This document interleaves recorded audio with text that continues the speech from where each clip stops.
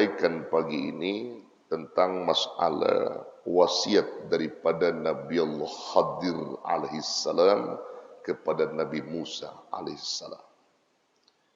Dan saya ingin luruskan juga kepada umumnya orang-orang yang mengatakan bahwa nama Khidir itu sebenarnya aslinya sahih penyebutannya itu Nabi Khadir, bukan Khidir. Khadir artinya hijau. Makanya kalau yang hijau-hijau itu Khadir, Khadra. Nabi Khadir itu nabi yang sampai sekarang masih hidup. Banyak riwayat menyebutkan menguasai daratan itu Nabi Khadir. Jadi kita sering menyebut Nabi Khidir, itu lisan kita udah terbiasa Khidir alaihissalam. Padahal sebenarnya Nabi Khadir, Khadra. Tapi nggak apa-apa, yang penting intinya sama, Nabi Khadir maksudnya. Tapi kita sering menyebut Khidir karena memang lisan kita udah terbiasa ya mengucap sesuatu yang umumnya salah karena udah menjadi budaya, bahkan sudah menjadi kebiasaan. Jadi itu yang benar. Malah yang nggak biasa diucap padahal sahih, menurut kita itu nggak benar. Betul nggak? Betul nggak? Saya mau kasih contoh. Tulisan yang benar dalam bahasa Al-Quran dan Al-Hadis, shadaqatun jariyah, amalun salih, atau amal jariyah sedekah saleh. Ayo saja tanya. Yang benar yang mana? Amalun saleh, sedekahun jariyah, apa amalun jariyah, sedekahun saleh? Yang benar yang mana? Jawab. Dua-duanya benar. Lah ngaji di mana ente? Dalam Quran, amalun salih, shadaqatun jariyah. Itu Quran hadis nyebutnya begitu. Tapi sesuatu yang keliru sudah mendarah daging di diri kita. Amal soleh ditulis amal jariyah tuh. Betul. Coba kotak amal ya, kotak amal jariyah. Orang Arab begitu ke Istiqlal, tulisan amalun jariyah, dia baca itu kotak Istiqlal. Bingung dia, mahada. Apa ini? Amal jariyah itu apa maksudnya? Amalun jariyah. Yang betul itu shadaqatun jariyah, amalun saleh. Ganti. Ya, udah biasa kita, udah biasa ngucap. Lah tulisan Quran Arab nggak begitu. Kebiasaan gitu. Jadi sesuatu yang salah karena itu biasa jadi benar. Sesuatu yang nggak biasa padahal benar jadi salah menurut kita. Tapi menurut ilmu kan nggak begitu. Betul? Iya. Nah, ini kudu dibuka, kudu diterusin, kudu disampaikan yang begitu ya. Nah karena itu saudara yang dirahmati Allah, ini Nabi Allah Khadir alaihissalam. Beliau berwasiat kepada Nabi Allah Musa alaihissalam sebelum beliau berpisah. Ya, ada 5 wasiat. 5 wasiat atau pesan. Dan pesan Nabi Allah Khadir kepada Musa bukan hanya untuk Musa, tapi untuk kita semua. Untuk kita petik pelajaran. Ya, saya langsung pada poinnya aja Pak. Jadi juga saya mohon maaf nih, dari saya jelasin ini nih, saya nanti nggak lama-lama lagi nih, ditunggu lagi. Jadi saya dari sini langsung saya ke Ariduan gitu ya. Jadi makanya saya jelasin poin-poinnya aja deh. Yang penting antum dapat ilmunya ya. Nah, Nabi Allah Khadir alaihissalam berpesan, ya Musa, wahai Musa, ya, khudh nafa'an wa kun basasan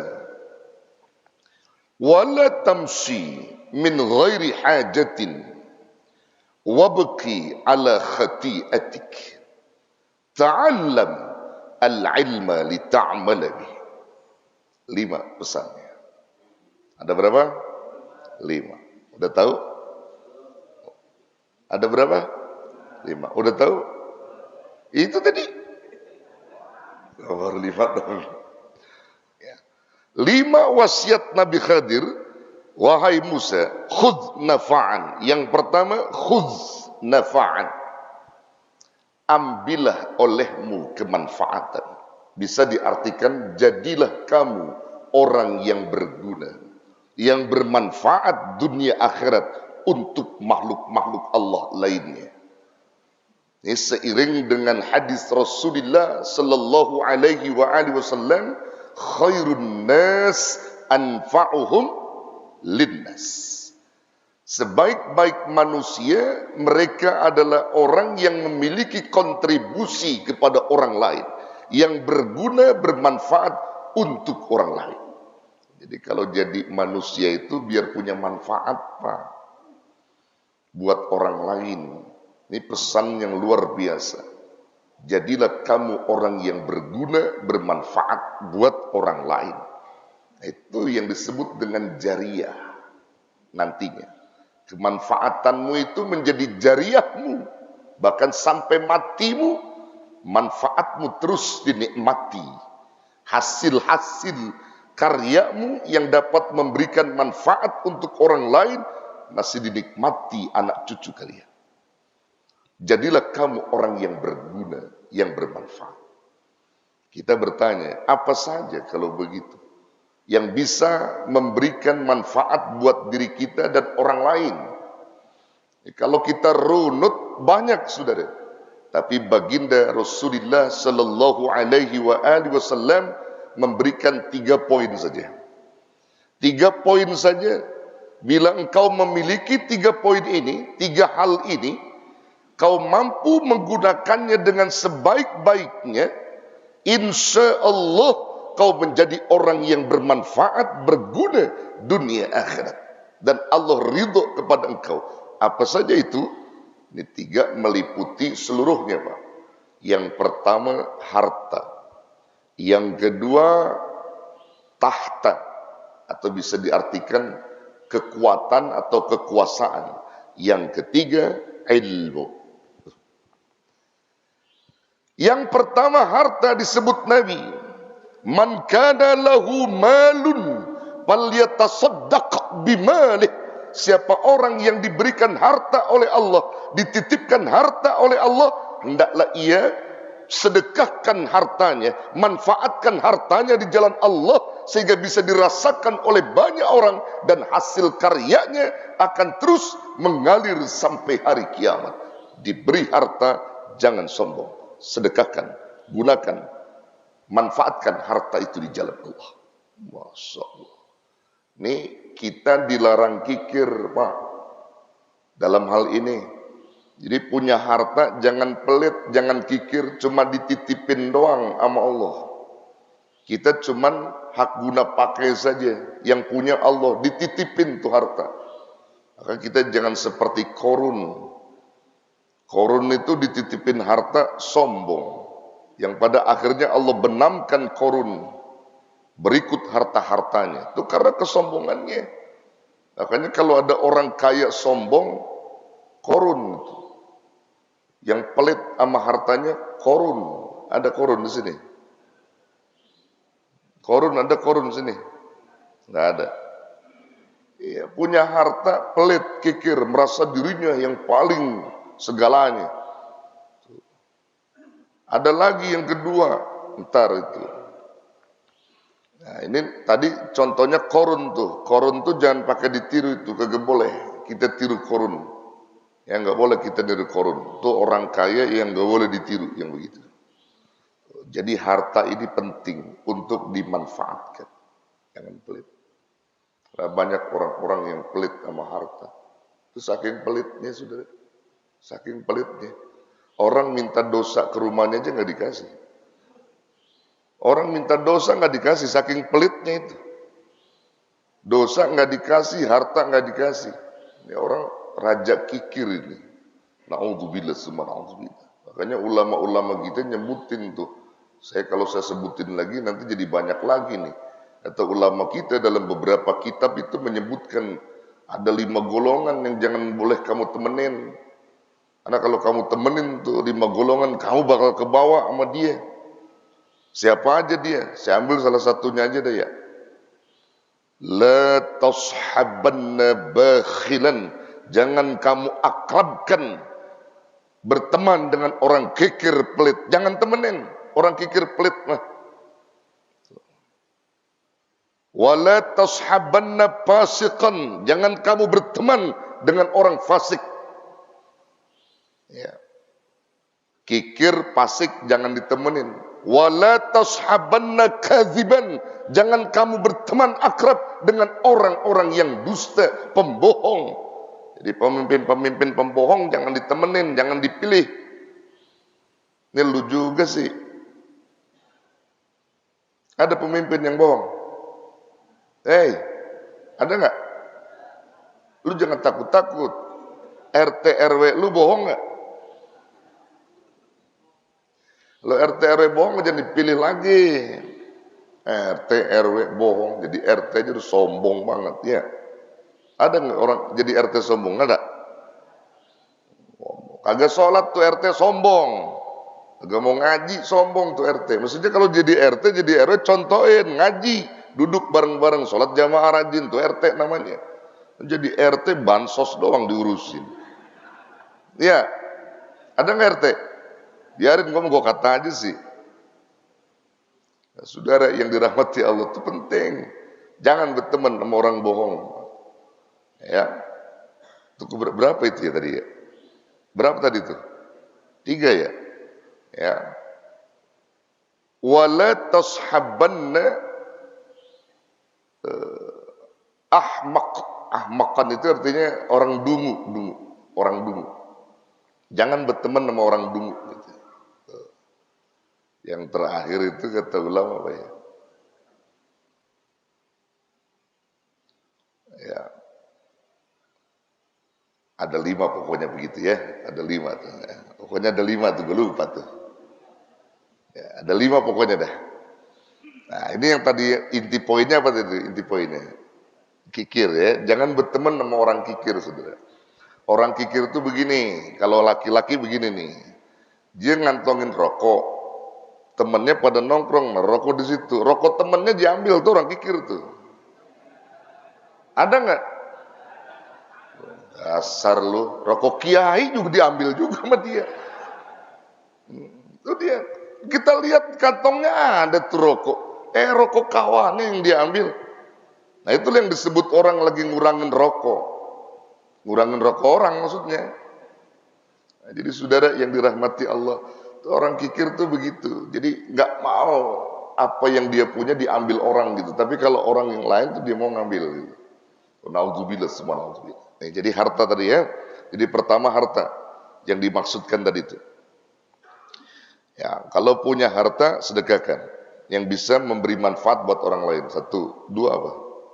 Nah, yang kedua adalah tahta atau kekuatan atau kekuasaan, amanah kekuasaan. Ini juga sesuai dengan hadis Rasul, masih beriring hadis itu. Wa man kana lahu quwwatun falyatasaddaq bi quwwatihi. Siapa orang yang diberi amanah kekuasaan, diberi kekuatan, falyatasaddaq bi quwwatihi, maka sedekahkanlah kekuatannya itu kepada orang lain. Manfaatkan kekuatanmu, kekuasaanmu untuk orang lain, biar orang lain bisa merasakan menikmati di balik kekuasaan yang dititipkan oleh Allah Subhanahu wa taala. Jika engkau menjadi RT, menjadi RW, menjadi lurah, menjadi camat, gubernur, wali kota, gubernur, bahkan menjadi presiden, jabatan kekuasaan yang dititipkan oleh Allah, manfaatkan untuk rakyatmu. Tanda tanganmu mahal, tegakkan amar ma'ruf nahi munkar. Itu kontribusimu terhadap agama Allah, dan Allah ridho kepada engkau. Begitu saudara. Diberi kekuasaan, tegakkan kekuasaan itu, manfaatkan biar orang lain bisa merasakan di balik kekuasaanmu itu. Tanda tangan penguasa itu mahal, saudara. Betul nggak? Mahal. Dia bisa beramar ma'ruf nahi munkar dengan tanda tangannya saja. Tutup minuman keras, tutup. Tutup perjudian, bisa. Nih, mahal tanda tangan. RT, tanda tangannya mahal. Ya lu kalau nggak bisa bikin pengantar kalau nggak ditandatanganin RT, betul nggak? Makanya jangan juga sombong sama RT, kesian. Ya, kesian RT. Jadi saudara jangan kalau ada sesuatu dipanggil RT. Ada orang ribut RT dipanggil, betul nggak? Laki bini dikemplang, bininya galak banget, lakinya dicakar, RT juga dipanggil. Iya, jadi kesian tuh RT, hormatin juga RT. Hidup RT. Tadi gue jatuhin lu teh, nggak sholat sih lu. Kalau lu sholat enggak. Nah, jadi saudara yang dirahmati Allah begitu. Jadi RT juga pemimpin kita kudu hormati dia. Ya, RW juga sama. Nah, RW tantangannya mahal juga. Ini jangan jadi RT sama RW urusannya tanah mulu tanah. Tanah doang urusannya. Jadi orang-orang nggak diurusin. Ya, jadi mahal tuh Pak. RT RW juga apalagi sampai udah tingkatan presiden. Wah, mahal. Alhamdulillah. Kemarin tuh ditutup tuh sama Bapak Gubernur kita ya. Ya bisa sih.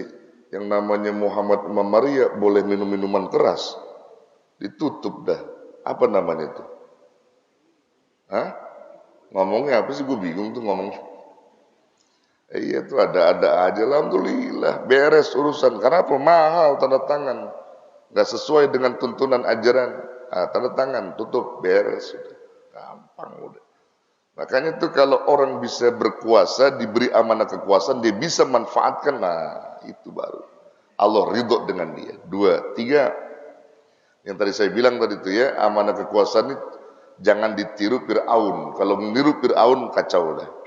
Fir'aun jangan ditiru. Nah, Fir'aun punya kekuasaan dibenamkan sama Allah, ditenggelamkan. 2, 3 sekarang. Yang ketiga, yang bisa kamu manfaatkan dari dirimu yang diberi Allah adalah al-ilmu. Ilmu itu dititip Pak, dikasih, bukan dititipin, diberi. Yang beri siapa? Allah. Antum gak semerta-merta datang sendiri gitu, artinya apa bahasanya ya, bahwa kamu boleh berusaha, bukan. Makanya bunyi ayatnya apa? Bunyi ayatnya itu ya, yarfa'illahu alladzina amanu minkum walladzina utul ilma, diberi ilmu, dikasih. Yang namanya dikasih dititip. Orang punya ilmu dititip sama Allah, jangan sombong punya ilmu. Maka kata Nabi, man kana lahu ilmun falyatasaddaq bi ilmi. Siapa orang yang punya ilmu, sedekah dengan ilmunya. Ini yang saya bilang, jadi orang alim jangan mentarget. Kalau kita punya ilmu diundang ceramah, jangan pakai target. Apalagi pakai panjer-panjer. Ada nggak yang begitu? Ada nggak? Ini pelajaran buat saya juga nih, Ustaz Umar juga pada tuh. Semua pelajaran kiai-kiai. Ya orang Qur'annya sudah ada kok. Baca surah Yasin. Kan sering dibaca tuh surah Yasin ya. Ittabi'u man la yas'alukum ajran wa hum muhtadun. Itu sering dibaca ayatnya. Ikuti oleh kalian orang-orang yang menyampaikan sesuatu dakwah untuk kalian, menyampaikan amalan untuk kalian, menyampaikan perkara kebenaran untuk kalian, yang tidak memungut bayaran sedikit pun pada kalian. Maka mereka itulah orang-orang yang diberi petunjuk. Itu yang dimaksud Quran. Ini begitu udah tenar pakai panjer dulu ceramah. Ada nggak yang begitu? Jangan diundang lagi Pak. Kiai begitu biar ilmunya banyak, jadi diundang kagak berkah. Tuh, ikutin. Ini ujian buat saya Pak. Saya juga sering begitu. Antum keliru kalau ngundang saya pakai panjer-panjer mah keliru. Saya bilang nggak ada. Kalau saya sempat waktu bisa datang. Nggak ada pakai panjer-panjer itu. Emang apaan pakai di DP-DP? Iya, ilmuku di DP-DP. Apalagi ngelihat yang lebih tinggi. Nah ini bayarnya tinggi. Nah, ini jangan diambil. Saya nggak begitu Pak. Ini pelajaran juga saya ngomong sama para asatid itu. Ini pelajaran buat antum pada insya Allah. Jadi kalau antum udah ada janji dengan si Fulan dan diundang, udah tahu itu si Fulan tuh begini ini. Ada yang lebih besar, maka ambil yang lebih dulu. Oh no nggak bisa, waktunya berbarengan, tinggalkan. Tuh begitu saya. Kalau saya nggak peduli Pak, masjid apa, di mana, nggak peduli siapa yang lebih dulu mengundang saya untuk menyampaikan sesuatu, saya datang, saya datang. Dan saya nggak bisa bentrokan misalnya, sesuatu ini bentrokan misalnya begitu ya. Di sono lebih besar diberikan, enggak ada bagi saya begitu. Dan saya nggak pernah, naudzubillah, demi Allah saya katakan, saya membawa ilmu yang dititipkan Allah bukan untuk dijual pada orang lain. Nah, ini saudara, ini rahmati Allah. Ini penting. Makanya jangan sampai jadi orang alim seperti Bal'am bin Bakhura. Mal'am bin Bakhura. Ada yang menyebut Bal'am, ada yang menyebut Mal'am. Tapi kalau kitab saya menyebut Bal'am bin Bakhura. Ya. Bal'am bin Bakhura itu ulama di zaman Nabi Musa. Ilmunya luar biasa. Ilmunya luar biasa. Tapi apa? Hubbud dunia. Terlalu cinta sama dunia, dia jual ilmunya hanya untuk menunjukkan di mana Musa berada. Begitu Fir'aun datang, Bal'am, kamu tahu Musa berlari? Tidak. Kamu tahu? Tidak. Kamu tahu? Tidak. Ditunjukkan harta melimpah. Kuberikan separuh hartaku untukmu Bal'am. Kalau kamu tunjukkan di mana Musa. Hubbud dunia. Langsung setan masuk kepada Bal'am. Ditunjukin Musa. Fir'aun licik, pinter. Kamu jangan tunjuk begitu. Kamu di baris terdepan. Kami di belakang mengikuti engkau. Begitu lagi menunjukkan dia di mana Musa berada, Allah marah. Turun angin topan badai, menghantam Bal'am, dililit oleh angin, terlepas dari kudanya, terpental ke bawah, kena batu di palanya, pecah, mati dalam keadaan su'ul khatimah. Itu ancaman orang alim yang hubbud dunya, matinya mengenaskan. Jangan contoh Bal'am. Ya, jangan contoh Bal'am nih. Orang yang berilmu tapi hubbud dunya. Dia jual ilmunya. Na'udzubillah semua. Na'udzubillah. Ya. Jadi 3 tadi ya. Harta, tahta, ilmu. Yang bisa kita manfaatkan untuk orang lain. Begitu. Saudara yang dirahmati Allah. Makanya ulama-ulama yang begitu tuh saudara kudu ditakzimkan, kudu dihormati. Maka dia yang memberikan keberkahan dalam hidup kalian. Ulama-ulama yang macam begitu, yang kagak pernah menarget sesuatu apapun, kalau kita ngundang enggak, hormatin dia, takzim. Gitu. Itu yang disebutkan Nabi, kuburnya orang soleh, ya, yang benar-benar ikhlas kesalehannya, maka dia akan memberikan kontribusi rahmat dalam hidupmu di dunia maupun di alam kubur. Tuh, kalau kamu tuh di dunia ada dia, rahmat Allah diberikan kepada si orang soleh yang ikhlas tadi, ente kebagian. Jangan di dunia, di kubur kata Nabi masih dapat. Ketika orang soleh diberikan rahmat di alam kubur, kamu bertetangga dengan dia di kuburnya, dapat rahmat dari orang soleh yang macam ini. Begitu. Makanya sampai Nabi pesan, kalau kamu mati nanti, kuburmu jangan jauh dari orang soleh yang macam itu. Makanya dari sekarang pesan, pesan, kalau nanti mati, kuburan kita jangan jauh dari Ustadz Umar. Nah iya, biar nanti dapat tuh kesolehannya, rahmatnya. Ada pesan-pesan Rasulullah SAW pada kita. Nah ini penting untuk dipahami ya. Tuh, jadi pertama, khud nafa'an. Ambillah olehmu kemanfaatan atau jadilah kamu orang yang bermanfaat atau berguna. 3 tadi yang kita bisa gunakan. Kemudian wasiat yang kedua, wakun basasan. Wakun basasan. Jadilah kamu manusia yang memiliki wajah berseri-seri. Wajah yang merangkul bukan memukul. Wajah bersahabat. Wajah yang selalu bersahaja dengan orang lain. Ya. Dia tunjukkan wajahnya, wajah menarik perhatian. Bukan wajah bengis. Islam bukan ngajarin bengis. Tapi wajah Islam itu ditunjukkan dengan keramahan. Iya. Jadilah kamu orang yang memiliki wajah berseri-seri. Itu Nabi Musa dipesan.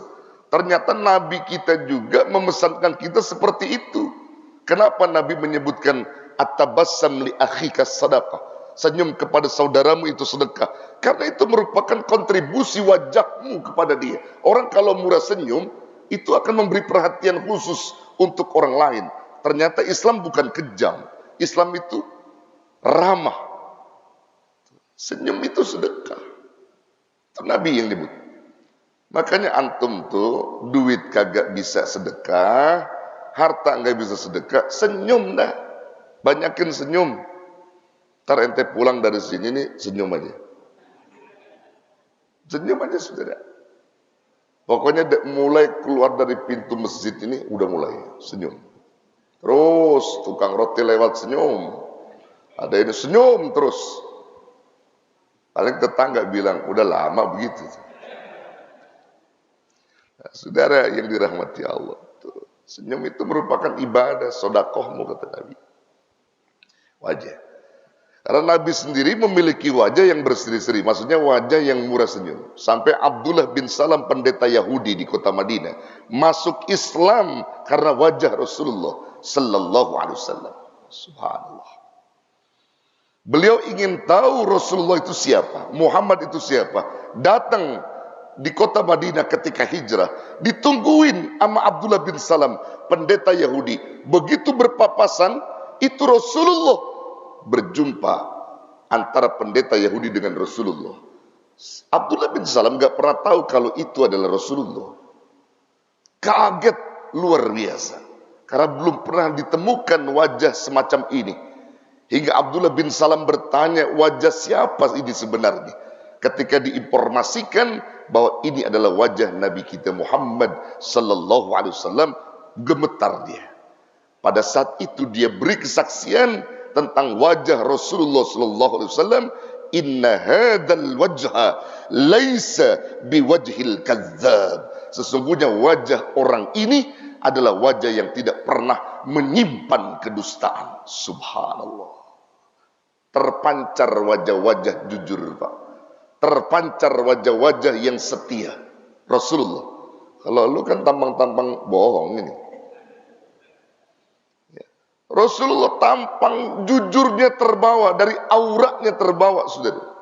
Abdullah bin Salam menyaksikan gak pernah dusta tersimpan di wajah orang ini. Ini adalah wajah Nabi Muhammad Sallallahu Alaihi Wasallam. Subhanallah. Wakun basasan. Jadilah kamu orang yang memiliki wajah yang berseri-seri. Subhanallah. Ini luar biasa. Ya, itu ajaran Islam, saudara. 3.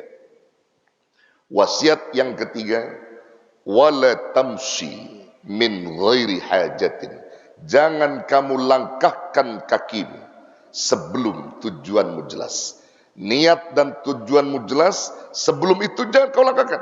Kalau kau sudah niatkan bagus, tujuannya bagus, niatnya bagus, silakan. Kalau belum jelas jangan. Karena itu akan memberi pengaruh buat diri kalian. Wah, ini pesan yang luar biasa. Jadi ini niat yang benar. Innamal a'malu binniyat. Ini juga pesan Nabi. Sesungguhnya segala amal itu selalu dibarengi dengan niat, disertai dengan niat. Ada niat bagus, tujuannya bagus, cakep. Tempat tujuannya bagus, cakep. Masjid tempat tujuan, niatnya bagus. Bagus. Mau kemana? Ke masjid. Untuk apa? Taklim, bagus. Mau kemana? Ke masjid. Untuk apa? Nyolong sendal. Agak bagus. Ke masjid nyolong sendal buat apa? Buat nuker sendal. Nggak bagus. Jadi saya ingat kemarin khutbah, Pak. Saya nggak sebutin di mana saya berkhutbah. Itu masjid, saya lagi cari-cari sendal saya mana ini. Ada pakai, udah dia ini nama panitia. Oh iya, terima kasih. Udah gitu, emang kenapa sendal-sendal ini selalu dipisah-pisah sekarang? Begini Kiai, belum lama itu sendal jamaah dikarungin. Semua dikarungin, habis ludes. Orang-orang Jumat kemarin gak ada yang pakai sendal tadi. Kemarin-kemarinnya tuh. Karena dikarungin semua. Ada CCTV masuk. Jadi tuh orang nyolong pakai karung, saudara. Masya Allah. Ya. Pernah nggak terjadi di sini? Hah? Belum ya? Ustaz Umar awas. Ya. Pakai karung, saudara. Jadi nyolongnya semua sendal dimasukin di karung. Ya Allah. Makanya masjid penting juga tuh punya CCTV itu penting tuh ya. Itu orang-orang begitu tuh udah kagak bener aja dia ya. Ke masjid nyolong sendal ya. Ada sesuatu yang dipakai. Ya. Jadi jangan kamu melangkahkan kakimu sebelum tujuannya jelas, niatnya jelas. Ada lagi, tempatnya buruk tapi niatnya bagus, boleh nggak? Tempatnya buruk tapi tujuannya bagus, niatnya maksudnya, niatnya bagus, boleh nggak? Boleh. Tempatnya pelacuran, tujuan niatnya untuk berdakwah di tempat itu, boleh? Boleh. Ini yang terjadi sama teman saya. Saya punya teman S3. Waktu teman S3 saya itu Dr. Ahmad Zaki. Beliau sekelas dengan saya ngambil tafsir hadis. Ya, sekarang udah jadi prof dia. Karena kemarin beliau sudah nulis 3 buku. Ya, diujikan kepada 12 guru besar prof. Akhirnya jadi beliau profesor ilmiah. Ya. Saya belum sempat karena sibuk taklim saya, jadi nggak sampai ngambil gelar prof itu ya. Terus taklim ke sana kemarin, jadi belum sempat nulis kitab buku gitu. Syaratnya 3 buku kita bikin dan dipertanggungjawabkan. Nah beliau, ya Profesor Ahmad Zaki ini, saudara teman saya, berdakwah di tempat pelacuran, Pak. Ketika dia berdakwah di tempat pelacuran, tujuan dia dakwah tadi. Nah ini yang saya bilang nih, penting juga nih ilmu buat antum ya, tentang masalah sholat 5 waktu itu ya. Ini kemudian ketika dia berdakwah Pak di tempat pelacuran, karena niatnya tulus karena Allah, dari sekian banyak pelacur-pelacur yang ada itu, dia nasihati beberapa pelacur, dia ambil wawancaranya, dia berwawancara. Ada satu pelacur yang menarik perhatian dia, ya. Dia tanya-tanya, begitu lagi berdialog, saudara, tiba-tiba datang zuhur, Allahu Akbar, Allahu Akbar. Tuh pelacur mohon izin sama Prof Zaki itu, ya Pak, saya mohon izin ya, mau sholat dulu. Dokter Zaki kaget, Pak, mau sholat. Pergi dia. Di hati Dokter Zaki itu apa? Pelacur sholat. Pelacur sholat. Diintip, diintai. Bener gak dia? Bener, wudhunya bener. Ya, sampai sholatnya dilihat sama Dokter Zaki. Masya Allah. Sampai asar, datang asar begitu juga. Izinnya Pak, saya mau sholat. Akhirnya pertanyaannya dirubah sama Dokter Zaki. Begitu ditanya, Mbak kan seorang pelacur. Lalu kok Mbak masih semangat untuk mengenal Allah melalui sholat? Apa jawabnya? Pak, pesan almarhumah ibu saya. Saya masih kecil, selalu dididik omongan, sejahat apapun kamu, tapi yang namanya sholat 5 waktu jangan pernah kau tinggal. Karena sholat 5 waktu itulah yang nanti akan merubah akhlakmu. Itu yang terngiang di otak saya. Lalu kenapa kamu melacur seperti ini? Suami saya meninggal. Lalu anak saya 2. Saya mengurus yatimnya dan setiap bulan saya membiayainya. Tetap saya itu butuh ekonomi. Tapi untuk urusan sholat 5 waktu, gak pernah saya tinggal dalam hidup saya. Subhanallah. Menarik perhatian Dr. Zaki. Pulang Pak ke rumah. Begitu pulang ke rumah, dia ceritakan perihal itu kepada istri tercintanya. Ma, ayah menemukan begini-begini di tempat itu, begini-begini. Ya. Orangnya baik, luar biasa, sholat 5 waktu yang luar biasa. Seorang pelacur, Ma. Apa jawab istrinya? Istrinya solehah, Pak. Ayah, jangan lama-lama lamar wanita itu. Mama yang nikahkan, tolong dia, selamatkan dia dari lembah dosa. Subhanallah. Saya mikir kenapa bini gua kagak begitu ya. Tolong selamatkan pelacur itu. Mama lamarin. Bawa tuh pas suaminya. Ditemukan. Istri itu pengen ketemu. Pelukan nama istri pertamanya itu tadi. Pelukan pak. Dilamar langsung ke tempat lokasinya. Saya nggak sebut di mana kampungnya. Kemudian dia lamar ke rumah orang tuanya. Dijadikan istri kedua dari Profesor Dr. Ahmad Zaki. Sekarang udah berjalan 7 tahun dan punya anak 3 dari Dr. Zaki. Dan istri kedua mantan pelacur jadi ustadzah sekarang. Subhanallah, luar biasa. Niat tujuannya bagus, tempatnya jelek, niatnya bagus, bisa bagus. Boleh. Satu Mar masih ada lowongan, masih ada. Luar biasa ini. Jadi karena niatnya bagus, Pak. Dan ini fakta. Bukan ngomong cerita, fakta. Dan saya silaturahim ke tempatnya, Masya Allah. Itu ustadzahnya. Dia nggak malu-malu, Pak. Kalau dia ceramah, itu dia sampaikan dulu kebiadabannya itu. Dia sampaikan ke pelacuran sampai dia ditolong oleh suaminya atas izin Allah. Dia ceritakan sebagai bahan dakwanya. Masya Allah. Memang pelacurnya cakep juga Ustaz Umar. Cakep juga dia. Cantik. Dr. Zaki kalau nggak cantik nggak mau juga itu. Iya, maksudnya sayang baru 6 bulan. 6 bulan melacur. 6 bulan. Ya 6 bulan kan ya nggak lama, belum lama juga ya. Kalau udah 10 tahun kalau udah sember ya. Iya, jadi saudara yang dirahmati Allah, 6 bulan dia melacur. Insyaallah. Akhirnya jadi istrinya Dr. Zaki. Dia nggak malu.